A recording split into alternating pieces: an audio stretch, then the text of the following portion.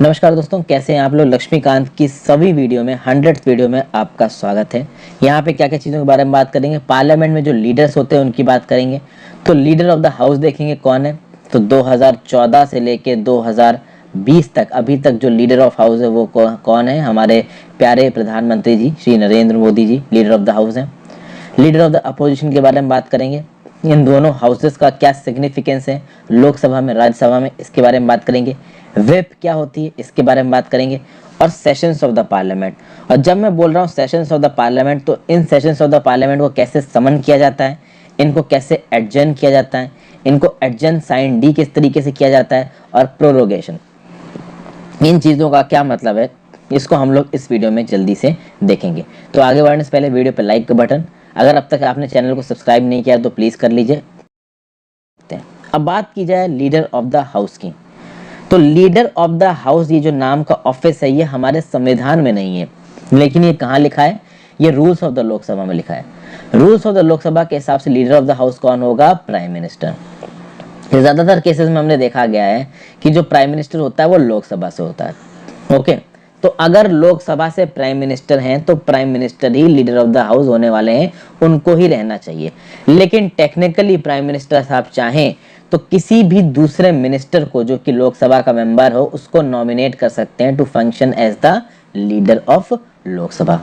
Okay, तो prime minister साहब वैसे तो लोकसभा के लीडर वही होंगे, बट इन केस अगर वो चाहें कि वो किसी और को नॉमिनेट करना चाहते हैं लोकसभा का लीडरशिप का काम करने के लिए तो वो कर सकते हैं। ओके, फिर बात की जाए राज्यसभा के लीडर की, तो देखिए leader of the house in Rajya Sabha कौन होगा, जो कोई मोस्ट प्रोबेबली एक कैबिनेट मिनिस्टर, उसको काउंसिल ऑफ मिनिस्टर्स में या कैबिनेट में जगह मिली हो तो वो आपका राज्यसभा में लीडर बन सकता है। ओके, तो लीडर ऑफ द लोकसभा आपको मैंने बता दिया, लीडर ऑफ द राज्यसभा मैंने आपको बता दिया। Leader of the Lok Sabha most probably prime minister होंगे। अब इन केस मान लीजिए प्राइम मिनिस्टर आपके लोकसभा के मेंबर नहीं है, राज्यसभा के मेंबर है, ऐसा पहले हुआ है, तो देवी गौड़ा साहब की बात कर लीजिए, इंदिरा गांधी जी की बात कर लीजिए, मनमोहन सिंह जी की बात कर लीजिए, ये लोग राज्यसभा से एमपी थे और तब भी हमारे देश के प्राइम मिनिस्टर रहे हैं। तो इन केस अगर प्राइम मिनिस्टर लोकसभा से है ही नहीं तो ऑब्वियस सी बात है लोकसभा में किसी और मेंबर को लीडर ऑफ द हाउस चुनना पड़ेगा। प्राइम मिनिस्टर अगर लोकसभा का है तो वो लीडर ऑफ द हाउस रहेगा, या प्राइम मिनिस्टर किसी और मेंबर को बोल देता है लीडर ऑफ द हाउस बनने के लिए तो फिर वो बन जाएगा। राज्यसभा में भी एक लीडर ऑफ द हाउस होगा, मोस्ट प्रोबेबली वो एक मिनिस्टर होगा, उसको भी कौन नॉमिनेट करेगा, प्राइम मिनिस्टर। तो प्राइम मिनिस्टर साहब राज्यसभा में कौन लीडर होने वाला है, इसको नॉमिनेट कौन करेगा, आपके प्राइम मिनिस्टर साहब करेंगे, और राज्यसभा का ही कोई मेंबर राज्यसभा का लीडर हो सकता है। अब आप देखिए जो लीडर ऑफ द हाउस होगा इसका एक बहुत इंपॉर्टेंट फंक्शन है पार्लियामेंट्री डेमोक्रेसी में। होता क्या है कि conduct of the business of house, parliament पूरे देश को चलाती है और पार्लियामेंट में बिजनेस किस हिसाब से चलेगा ये लीडर ऑफ द हाउस पे बहुत हद तक डिपेंड करता है।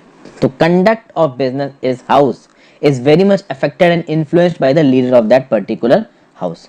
और बहुत सारे केसेस में ये जो लीडर्स होते हैं ये अपना एक डेप्यूटी लीडर भी अपॉइंट करते हैं। ओके, इंडिया में इस डेप्यूटी लीडर को नहीं अपॉइंट किया जा रहा, चाहे तो करा जा सकता है। ओके, तो बट अभी के लिए फिलहाल नहीं है।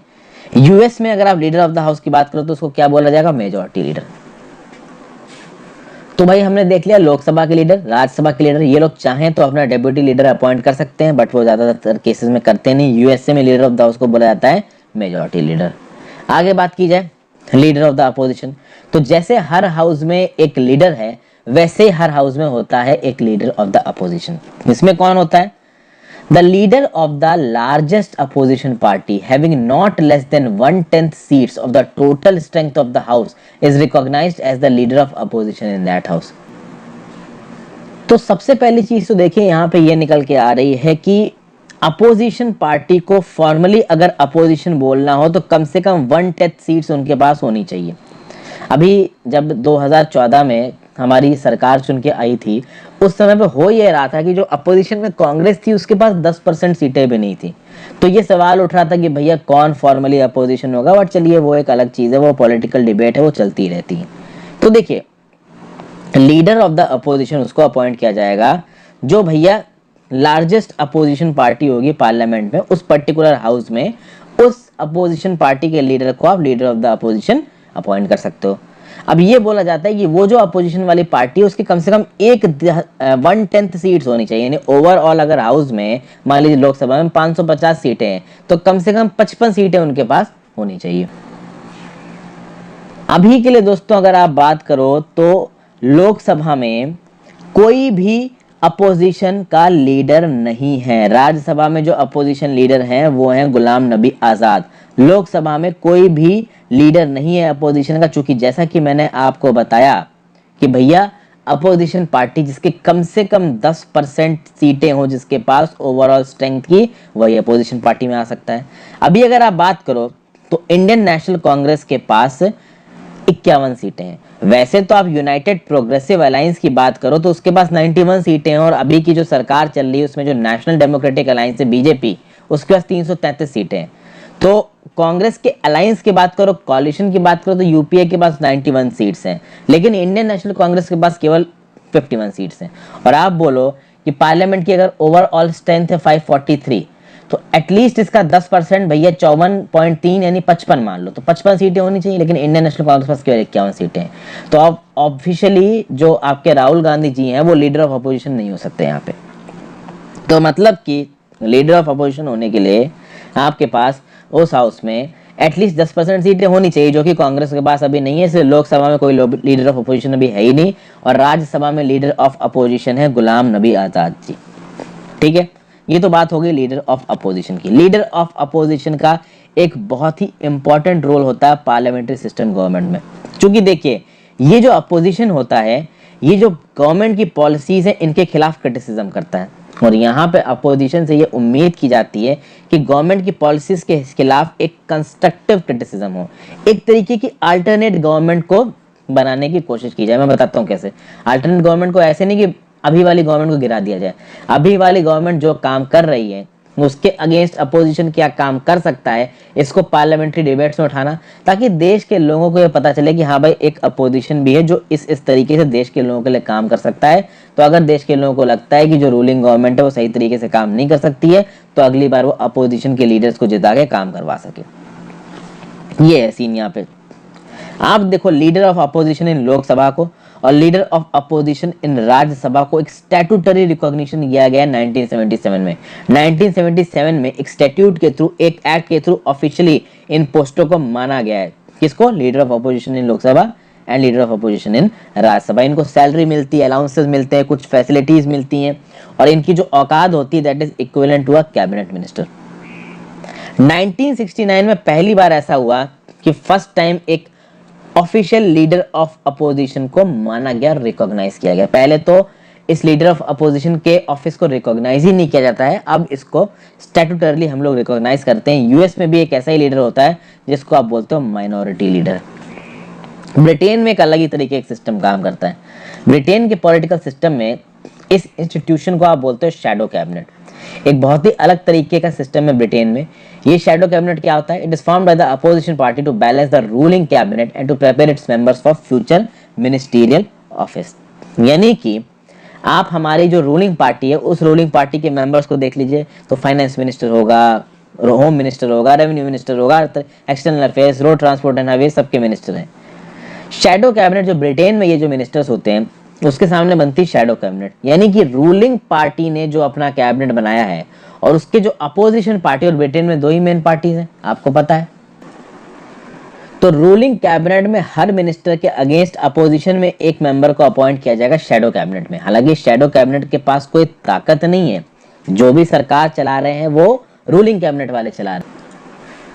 अच्छा हाँ, मैं आपको एक चीज बता रहा था कि यूके की पॉलिटिकल सिस्टम में दो पार्टीज डोमिनेंट हैं, और एक है कंजर्वेटिव पार्टी, एक है लेबर पार्टी। तो जो डोमिनेंट पार्टीज हैं यूके के पॉलिटिकल सिस्टम में, एक कंजर्वेटिव है, एक लेबर पार्टी है। लेबर पार्टी से पहले लिबरल पार्टी भी काफी डोमिनेंट हुआ करती थी, अब उतनी नहीं है। तो या तो कंजर्वेटिव पार्टी सरकार बनाएगी या लेबर पार्टी सरकार बनाएगी, ये बात तो तय है ब्रिटेन में। जैसे कि अभी के जो प्राइम मिनिस्टर हैं ब्रिटेन के, बोरिस जॉनसन, वो किस पार्टी के? कंजर्वेटिव पार्टी के। इससे पहले थेरेसा मे थी, वो भी कंजर्वेटिव पार्टी की थी। तो मान लीजिए कंजर्वेटिव पार्टी का अभी कैबिनेट है, तो उसके अगेंस्ट अपोजिशन पार्टी है लेबर पार्टी ने अपना एक शैडो कैबिनेट बना के रखा होगा, और कंजर्वेटिव पार्टी में जितने भी इंपॉर्टेंट मिनिस्टर्स हैं उनके पैरेलली एक मिनिस्टर शैडो कैबिनेट में होगा। इस शैडो कैबिनेट का काम है एक अल्टरनेट कैबिनेट की तरह काम करना, कि मान लो अगर सरकार गिरती है तो ये कैबिनेट पावर में आ जाएगा और ये कैबिनेट समय समय पे अपनी पॉलिसीज रिलीज करेगा, गवर्नमेंट की पॉलिसीज को क्रिटिसाइज करेगा, पार्लियामेंट्री डेमोक्रेसी का जो एक बेसिक एलिमेंट है उसको जिंदा रखेगा। इसीलिए आइवर जेनिंग्स साहब ने लीडर ऑफ अपोजिशन को एक अल्टरनेट प्राइम मिनिस्टर बोला है, और कहीं ना कहीं लीडर ऑफ अपोजिशन को इंडिया में भी एक मिनिस्टर का स्टेटस दिया गया और गवर्नमेंट उसको सैलरी पे करती है। आगे बात की जाए व्हिप की। व्हिप क्या चीज है? देखिए, लीडर ऑफ द हाउस की बात कर लीजिए, चाहे आप लीडर ऑफ द अपोजिशन की बात कर लीजिए, इनके बारे में संविधान में कुछ नहीं लिखा है, कॉन्स्टिट्यूशन ऑफ इंडिया में कुछ नहीं लिखा है। इनके बारे में रूल्स ऑफ हाउस में लिख रखा है और पार्लियामेंट्री स्टैट्यूट में लिख रखा है। तो पार्लियामेंट ने अपना खुद का कोई नियम कानून बना रखा है, उसमें लिखा है। Rules of Lok Sabha, rules of Rajya Sabha में लिख रखा है। लेकिन ये जो व्हिप का ऑफिस है, इस व्हिप के ऑफिस में ना ही आपका संविधान में कुछ लिख रखा है, ना ही रूल्स ऑफ हाउस में कुछ लिख रखा है, ना ही पार्लियामेंट्री स्टैट्यूट में कुछ लिख रखा है। पार्लियामेंट्री गवर्नमेंट के जो कन्वेंशंस चलते हैं पूरी दुनिया में, उन कन्वेंशंस में व्हिप को मेंशन किया गया है। और व्हिप हर पॉलिटिकल पार्टी की होती है। देखिए यहाँ पे क्या लिख रखा है, every political party whether ruling or opposition has its own whip in the parliament. He is appointed by the political party to serve as an assistant floor leader. He is charged with the responsibility of ensuring the attendance of his party members in large numbers and securing their support in favor of or against a particular issue. यानी कि हर political party, चाहे वो ruling political party हो, चाहे वो opposition की political party हो, उनका अपना व्हिप है। ये जो व्हिप होता है, ये एक पर्सन होता है जो असिस्टेंट फ्लोर लीडर की तरह काम करता है। तो on the floor of the house, चाहे वो स्टेट लेजिस्लेचर का फोर्स हो, चाहे लोकसभा राज्यसभा का फ्लोर हो, वहां पे मान लीजिए बीजेपी का व्हिप मान लीजिए, तो इस बीजेपी के व्हिप की ये रिस्पॉन्सिबिलिटी होगी कि जितने भी बीजेपी के पार्टी मेंबर्स हैं वो रेगुलरली लोकसभा में आए। अगर लोकसभा में किसी बिल पे, किसी एक्ट पे वोटिंग कर रही जा रही है, तो वो उस बिल और उस वोटिंग पे अपने पार्टी मेंबर्स को बोले कि हाँ भाई इसको सपोर्ट करिए, इसके अगेंस्ट चाहिए, आप पूरी अटेंडेंस के साथ आइए। तो मतलब इन पार्टी मेंबर्स को डिसिप्लिन करने के लिए प्रॉपर तरीके से रूलिंग गवर्नमेंट का या उस पॉलिटिकल पार्टी के मुद्दे को पार्लियामेंट में उठाने के लिए on the floor of the house एक पर्टिकुलर व्हिप को अपॉइंट किया जाता है जो इन सब चीजों को इंश्योर करता है। तो कुल मिला के वो पॉलिटिकल पार्टी का जो व्हिप है वो उस पॉलिटिकल पार्टी के जो मेंबर्स हैं, जो उस पॉलिटिकल पार्टी के टिकट पे जीत के आगे आए हैं, उनके बिहेवियर को रेगुलेट और मॉनिटर करता है। उनको समय समय पे वो डायरेक्टिव्स देता है और अगर उसके डायरेक्टिव्स को वायलेट करेंगे मेंबर्स तो व्हिप उनके खिलाफ डिसिप्लिनरी एक्शन भी ले सकता है। मैंने आपको बताया ना anti defection proceedings. Anti defection proceeding में क्या लिखा हुआ है कि मान लीजिए जिस रूलिंग पार्टी के दम पे आपने टिकट लेके इलेक्शन जीता है, अगर उस रूलिंग पार्टी की लीडरशिप आपसे किसी एक बिल पे या एक्ट पे या रेजोल्यूशन पे कोई स्टैंड लेने को कहती है और आप उसके अपोजिट स्टैंड ले लेते हो तो एंटी डिफेक्शन की प्रोसीडिंग्स आपके अगेंस्ट चलाई जा सकती है। कुल मिला के इस व्हिप का काम ये है कि ये व्हिप इंश्योर करेगा कि उस पर्टिकुलर पॉलिटिकल पार्टी के लोग उस पॉलिटिकल पार्टी की लीडरशिप के हिसाब से काम करें, ना कि भाई वो अपने हिसाब से काम करने लगे on the floor of the house. ठीक है, अगर बात की जाए दोस्तों यहाँ पे कि भाई बीजेपी पार्टी के व्हिप कौन है लोकसभा में, तो अर्जुन राम मेघवाल जी, ये भारतीय जनता पार्टी के हैं और ये व्हिप रह चुके हैं 16वीं लोकसभा में। ठीक है, तो मैंने आपको एक एग्जांपल दिया, तो एक समय पे ये अर्जुन राम मेघवाल जी व्हिप रह चुके हैं इस समय पे लोकसभा में। और रिसेंटली अगर आप रेगुलरली न्यूज़ को फॉलो करते हो तो 21 जुलाई 2020 को एक न्यूज़ आई थी कि बीजेपी के शिव प्रताप शुक्ला जी को राज्यसभा में और राकेश सिंह जी को लोकसभा में व्हिप अपॉइंट किया गया है। तो इस तरीके से जो पॉलिटिकल पार्टीज होती हैं वो अपने व्हिप को समय समय पर अपॉइंट करती रहती हैं। अब हम बात करेंगे सेशंस ऑफ द पार्लियामेंट की। अगर सेशन ऑफ द पार्लियामेंट को कैसे बुलाना है, कैसे खत्म करना है, इन सब चीजों के बारे में बात हो रही है। सबसे पहले बात होगी किसकी? समनिंग की। What is basically this summoning? देखिए, प्रेसिडेंट को समय समय पर हर हाउस को बुलाना पड़ता है। तो भैया पार्लियामेंट का सेशन अब लगातार पूरे साल तो चलता नहीं है, तो समय समय पे पार्लियामेंट के सेशन को शुरू करने के लिए पार्लियामेंट को समन करना पड़ेगा, लोकसभा राज्यसभा को समन करना पड़ेगा। और जैसा कि आपको पता है कि हमारे संविधान में लिखा है कि पार्लियामेंट के किसी भी 2 सेशनों के बीच में 6 महीने से ज्यादा का गैप नहीं हो सकता। तो इससे क्या पता चलता है कि पार्लियामेंट साल में कम से कम 2 बार मिलेगी। वैसे तो पार्लियामेंट रेगुलरली मीट कर लेती है, बट इस बार कोरोना में ऐसा हुआ कि ऑलमोस्ट 6 महीने के बाद जाके सेशन हुआ। आप देखिए, फरवरी में सेशन हुआ तो उसके बाद मार्च, अप्रैल, मई, जून, जुलाई, अगस्त और सितंबर में जाके सेशन हो रहा, तो ऑलमोस्ट 6 महीने का गैप हो गया था यहाँ पे।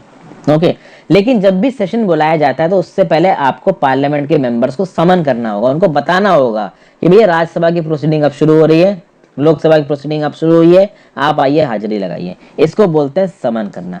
अभी ये जो समनिंग होती है, नॉर्मल कर देखा जाए एक साल में जो सेशंस होते हैं वो होते हैं 3। एक होता है बजट सेशन जो कि फरवरी से मई होता है, एक होता है मॉनसून सेशन जो कि जुलाई से सितंबर होता है, एक होता है विंटर सेशन जो कि नवंबर से दिसंबर होता है। तो साल में नॉर्मल कर ये 3 सेशंस होंगे। ओके, तो ये इनका होना जरूरी है। अब देखिए, what is a session? A session of parliament is the period spanning between the first sitting of house and it's prorogation. Prorogation का मतलब क्या है कि सेशन खत्म। तो या तो प्रोरोगेशन हो जाए, सेशन खत्म हो जाए, या फिर लोकसभा डिसॉल्व कर जाए। तो भैया एक बार जब पहली सिटिंग हो गई हाउस की, तो लोकसभा की मान लीजिए पहली सिटिंग हो गई और फिर उस हाउस को प्रोरोग किया, उसके बीच में जो कुछ भी हुआ उसको बोला जाएगा सेशन ऑफ लोकसभा। ओके, तो first sitting of the house, और फिर जब वो हाउस या तो डिसॉल्व हो गया या प्रोरोग हो गया, उसके बीच का समय हो गया आपका सेशन। अभी प्रोरोगेशन क्या होता है ये मैं आपको इसी वीडियो में बताऊंगा, थोड़ा सा रुकिए। ओके, इस सेशन के दौरान हाउस मिलेगा, मेंबर्स आपस में बातचीत करेंगे, तो कुछ एक्ट्स, पॉलिसीज, नियम कानून लागू होंगे। ओके, और प्रोरोगेशन होने के बाद जब नए सेशन के समय पे फिर से पार्लियामेंट मिलेगी, उसके बीच के पीरियड को बोला जाता है रिसेस। अब यहाँ पे मैं आपको प्रोरोगेशन का मतलब समझा देता हूँ। देखिए, एक चीज होती है कि सेशन को ऑफिशियली शुरू करना। तो सेशन मान लीजिए ऑफिशियल बजट सेशन मान लीजिए 1 फरवरी को ऑफिशियली शुरू हो गया, और ये बोला गया कि भैया बजट सेशन 15 फरवरी को प्रोरोग हो गया। 15 फरवरी को प्रोरोग मतलब वो खत्म हो गया, ऑफिशियली खत्म हो गया। तो 1 से 15 फरवरी वो सेशन चला, इसके अंदर जो भी बातचीत हुई कि हाँ भाई चलिए बातचीत हो रही है।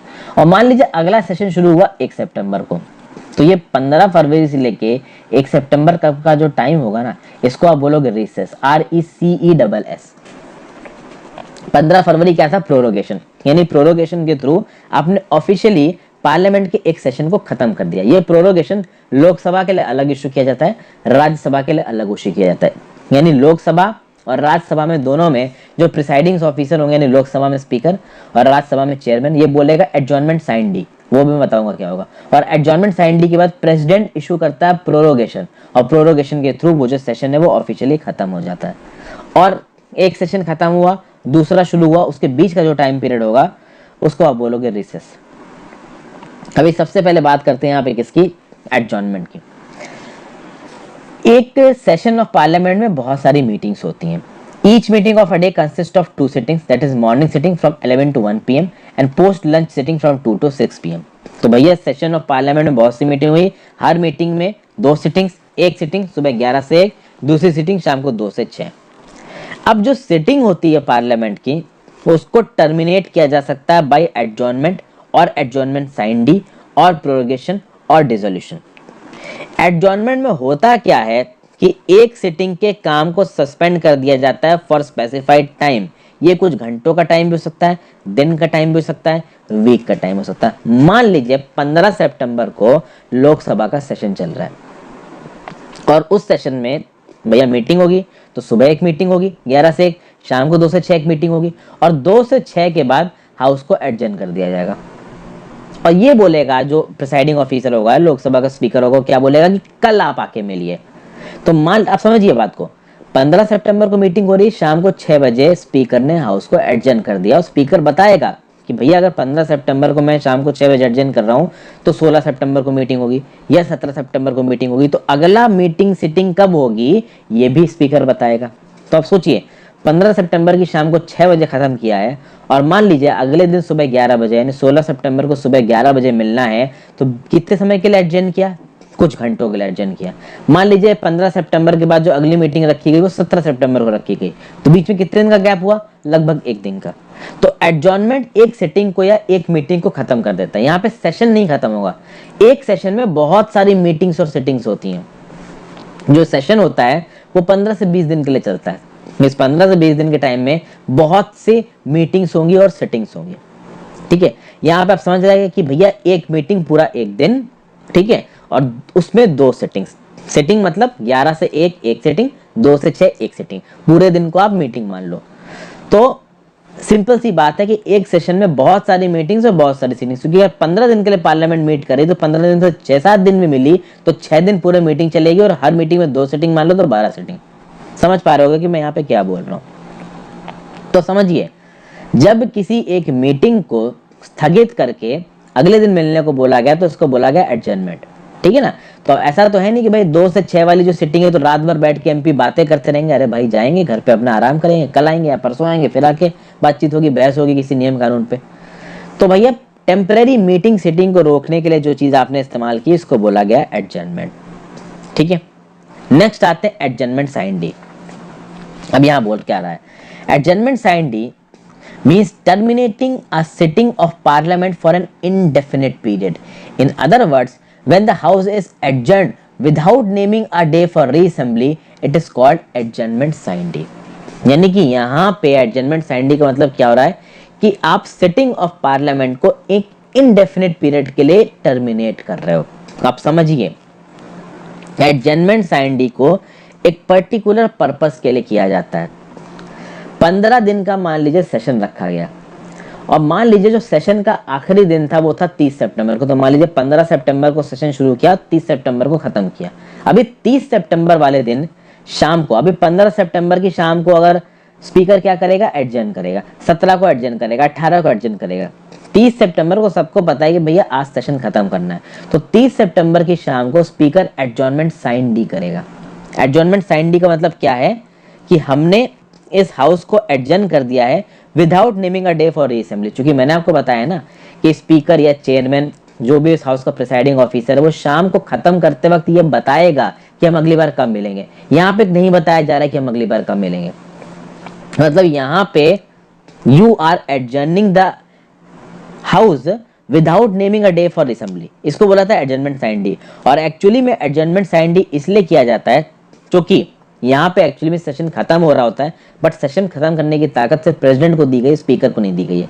तो स्पीकर और जो चेयरमैन है राज्यसभा का वो क्या कर सकता है, एडजर्नमेंट कर सकता है, तो सिटिंग मीटिंग खत्म कर सकता है, एडजर्नमेंट साइन डी कर सकता है, यानी कि हाउस को उसने एडजर्न कर दिया बिना ये बताया कि अगली बार हम कब मिलेंगे, क्योंकि अगली बार अगले सेशन में मिलेंगे। तो अब प्रेसिडेंट का रोल आता है, अब प्रेसिडेंट कर सकता है प्रोरोगेशन।